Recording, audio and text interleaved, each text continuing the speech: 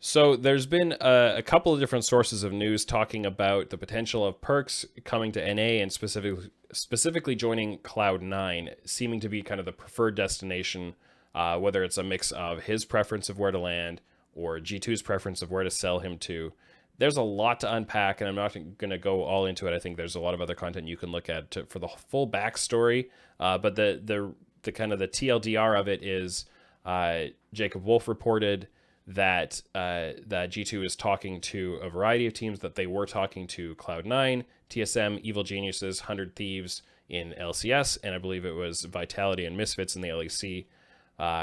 Since then, we've learned that TSM apparently has an agreement kind of in principle with Power of Evil, so they would come off that list. There's also been other reports from Jacob Wolf as well that there were kind of some other teams, I think, in that conversation. But what it's really honed in on, and then the Travis Gafford talking about as well, that Cloud9 seems to be the preferred destination, and that the main thing kind of holding this up, according to Jacob Wolf, is the buyout price, which has been set at $5 million US to bring Perkz over to Cloud9. So obviously that's a big number that is going to take a lot of kind of working through. Can we actually make it work? Does it make sense? Is it a good call? So I have a variety of thoughts on this. In terms of the actual competitive value of Cloud9 adding a player like Perkz, assuming they're able to make it work, it's an absolutely incredible move on paper if you just take that in isolation and say, how good is this for our team? We know from other news that's come out that they are kind of looking through their mid lane options, that they don't seem really happy having Niski there, whether they were kind of trying out Palafox to potentially replace him or to share time, whether they're looking at other things. So, we know that mid lane is something they're thinking about. They want to slot somebody in there. And if you're going to slot somebody in there, there's hardly anybody out there that you could bring in other than Perkz to be kind of a superstar player in that role. I think you would look at Caps and say he might be a better individual player, but Perkz is pretty close, has arguably an even greater legacy, historically speaking. We saw him in Spring Split this year playing mid lane and doing very well still, so we know he's still got it. You can't bring this player in and there's no set of kind of play style or anything like that. You say, oh, it might not work or whatever. I'd say the only reasons you might be concerned it might not work is maybe he's not really happy that he has to come to NA, and maybe he sees it, maybe he lets off the gas a little bit, something like that. But that's really speculative. It's not something I would count on happening. I think if you put Perkz in this team, it's amazing. And let's say we end up with the roster of Fudge, Blabber, Perkz, Sven, Vulcan. That is probably the strongest roster in NA, and even with the rumored Team Liquid lineup of Alphari, Santorin, Jensen, Tactical Core JJ, I would put that Cloud9 roster above the Team Liquid roster at a power ranking. Don't hold me that if it comes to it and I think through a little more, maybe I change my mind on that as I think about it more, but I would probably on first blush power rank Cloud9 number one ahead of that. Part of that comes from I have a fairly high opinion of Fudge and what he'll be able to achieve, but also I think just Perkz is that level of a difference maker. Probably the best player in the LCS, by a decent margin. If he comes in and plays at the level he can play at, even if he takes it back half a notch, now you've got maybe Core JJ in that conversation. Maybe someday if you're stretching it a little bit, but he's definitely in that echelon of player. So you do have to ask, would he kind of fall off a little bit playing NA? Would he lose some of his motivation? We've seen really great players come to LCS before and kind of struggle to replicate the level of individual performance they've had elsewhere. Again, I think that's really speculative. It's not something I'd have a huge concern about. I'd like to think that Perkz would come into NA with a chip on his shoulder and say, well, I'm going to crush this thing, and I'm going to get us to Worlds, and I'm going to find the success that I've always had before.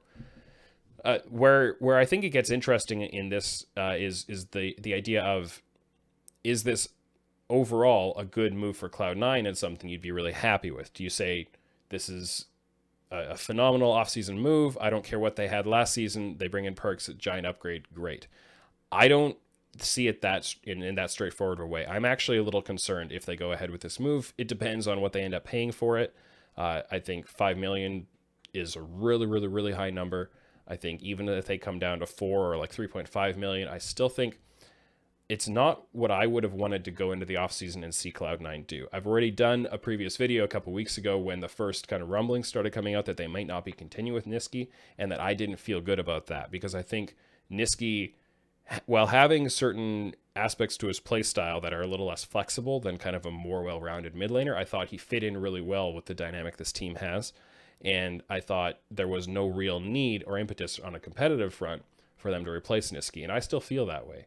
But obviously something has gone kind of sideways, whether it's, Niski putting that pressure on, whether it's Cloud9 as a team putting that pressure on and saying, something isn't working here. This isn't what we want moving forward.